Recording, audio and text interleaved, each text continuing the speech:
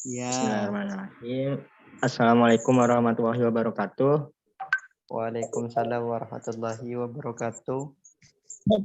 Kami dari kelompok 5 pengantar bisnis akan mempresentasikan hasil kerja kami tentang perubahan bisnis PT Pos di Indonesia.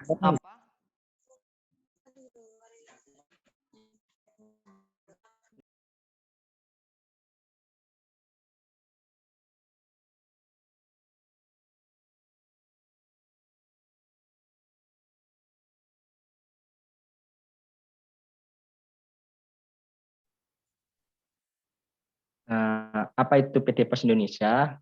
PT Pos Indonesia adalah sebuah badan usaha milik negara atau BUMN yang pada dasarnya bergerak di bidang pengiriman surat dan dokumen lainnya. Pos Indonesia yang merupakan salah satu BUMN tertua di Indonesia ini menjadi salah satu perusahaan jasa dengan jaringan distribusi terbesar di Indonesia yang layanannya terbesar di 240.000 titik. PT Pos Indonesia juga salah satu penyelenggara dan penyedia pelayanan publik. Pelaksanaan kegiatan pelayanan publik diarahkan untuk menciptakan kinerja birokrasi yang profesional atau akuntabel dengan berorientasi pada kepuasan masyarakat atau penggunaan jasa yang menguatkan pada tingkat pelayanan. Pasang surut mewarnai perjalanan panjang 2,5 abad PT Pos Indonesia atau Persero. Masa-masa kejayaan ada pada periode 1970 hingga 1980-an. Namun Pos Indonesia mengalami penurunan kinerja usahanya di tahun 2000 sampai 2008. Bisnis surat pos pada periode tersebut mengalami penurunan drastis. Selanjutnya akan dilanjutkan oleh Mbak Hanifah. Baik, berikut ini beberapa strategi yang sudah memberikan hasil pada Pos Indonesia. Bisa di next. Berbagai strategi yang telah dilakukan oleh PT Pos Indonesia memberikan hasil yang positif di mana pada tahun 2002 pendapatan perusahaan mencapai 1,167 triliun yang meliputi bisnis komunikasi mencapai 743,202 miliar. Bisnis logistik mencapai 126,464 miliar. Pada bisnis keuangan Wesel Pos mencapai 53,284 miliar. Pada bisnis keuangan Giro Pos mencapai 9,307 miliar.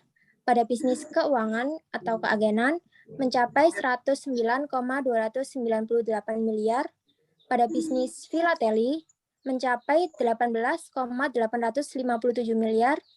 Pada bisnis penyertaan mencapai 11,63 miliar. Pada bisnis pendapatan non-usaha mencapai 119,72 miliar. Dari seluruh pendapatan perusahaan memperoleh laba sebesar 12,914 miliar, meningkat sebesar 15,41% dibandingkan tahun 2001. Baik, untuk selanjutnya akan disampaikan oleh teman saya, Ana.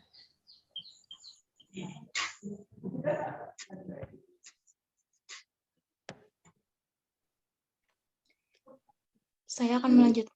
Apa PT Pos sangat diperlukan bagi masyarakat? Next.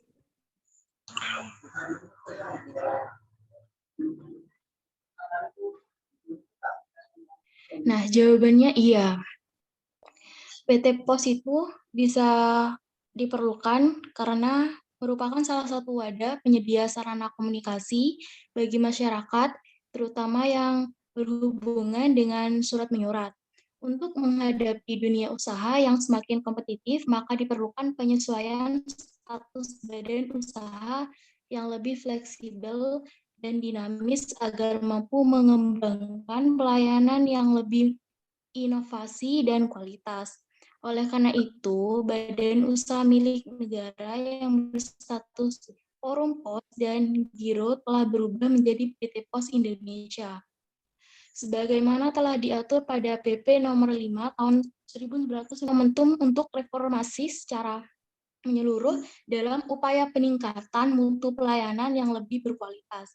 Hal ini pun sesuai dengan salah satu ciri dari Persero, yaitu bahwa makna usaha Persero adalah untuk memupuk keuntungan, pelayanan, dan pembinaan organisasi yang baik, efektif, efisien, dan ekonomis secara business dan cost accounting principles, manajemen effectiveness, dan pelayanan yang baik, memuaskan, dan memperoleh laba.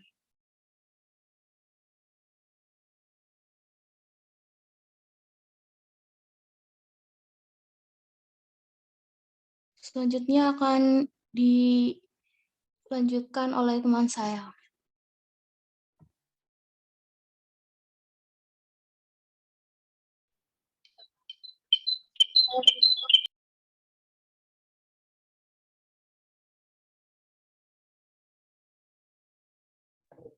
Selanjutnya akan dijelaskan oleh saya, yaitu visi misi baru PT Pos pada tahun 2009. Pos Indonesia mulai menyusun visi misi baru. Beberapa visi misinya memiliki perusahaan induk yang memayungi sejumlah anak perusahaan itu. Di antaranya seperti PT Pos Logistik Indonesia yang berjasa pada layanan logistik, dan yang kedua PT Pos Properti dalam layanan bisnis di bidang properti, dan yang ketiga di PT Pos Finansial Indonesia, yaitu melayani fintech untuk kelas menengah dan pekerja migran Indonesia atau PMII. Selanjutnya akan dilanjutkan oleh Mas Iwan.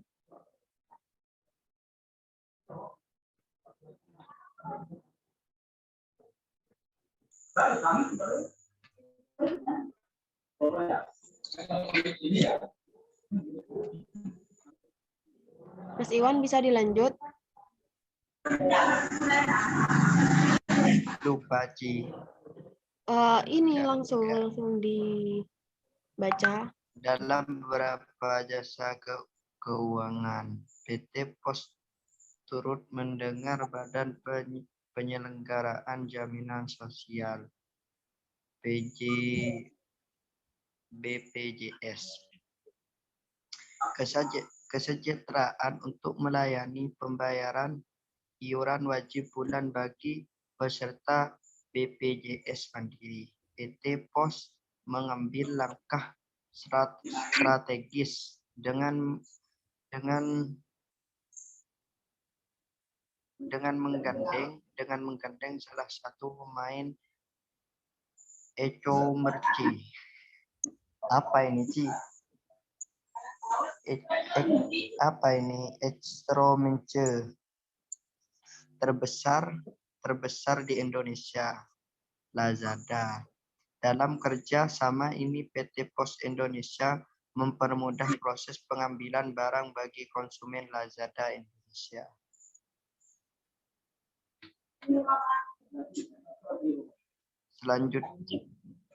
Selanjutnya dilanjutkan oleh teman saya.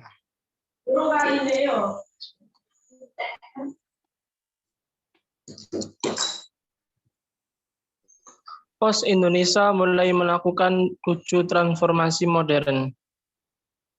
Ketujuh program transformasi tersebut adalah 1.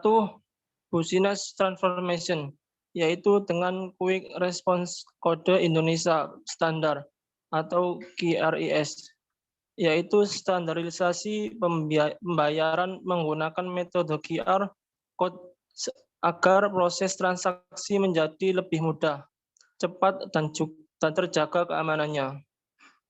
2. Product and Channel Transformation, yaitu memperkenalkan kepada masyarakat dan pelanggan tentang layanan pos melalui mobile apps, baik untuk layanan jasa kurir dan juga untuk layanan jasa keuangan inklusi. Ketiga, proses transformasi.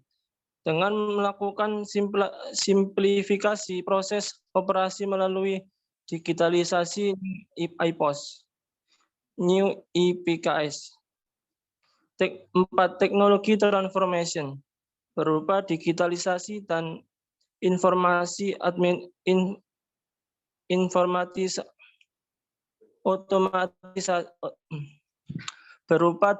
digitalisasi dan otomatisasi administration perkantoran atau e-office, di mana saat ini kita telah menggunakan nota dinas elektronik sebagai pengguna sebagai pengganti surat menyurat fisik yang lebih mempercepat proses penyampaian informasi simpel dan efisien.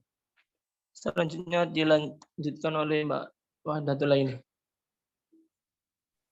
Baik, saya akan melanjutkan yang selanjutnya, yaitu nomor 5, Human Resource Transformation, dengan menerapkan New Performance Management System yang memberikan penilaian kepada karyawan yang terintegrasi dengan bisnis sehingga penilaian diberikan berbasis kinerja, transparan, dan terbuka.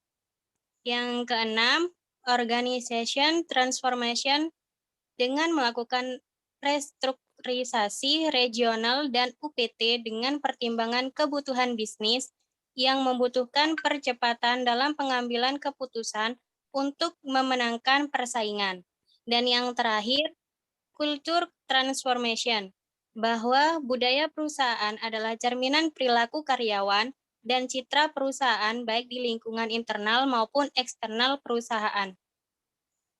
Kualitas pelayanan memang sangat dibutuhkan bagi setiap organisasi, baik organisasi private maupun organisasi publik. Untuk menghadapi persaingan di era teknologi informasi ini, PT Pos Indonesia harus mempunyai inisiatif untuk menciptakan inovasi pelayanan baru. Dengan adanya inovasi pelayanan, maka diharapkan PT Pos Indonesia bisa bersaing dengan jasa layanan swasta yang lainnya. Maka peneliti sangat ingin mengetahui bagaimana inovasi pelayanan publik PT Pos Indonesia atau Persero dalam menghadapi era teknologi informasi yang berkembang pesat. Dengan adanya inovasi pelayanan publik, masyarakat akan tetap tertarik untuk menggunakan jasa PT Pos Indonesia atau Persero ini. Baik, selanjutnya saya kembalikan kepada Mas Noval. Untuk sebelumnya, karena kita ada yang terloncat, di PT Pos juga melakukan beberapa pembenahan yang selanjutnya akan dijelaskan oleh Mas Bian. Mas Bian bisa dijelaskan?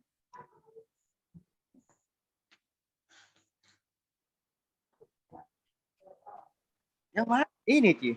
Ya.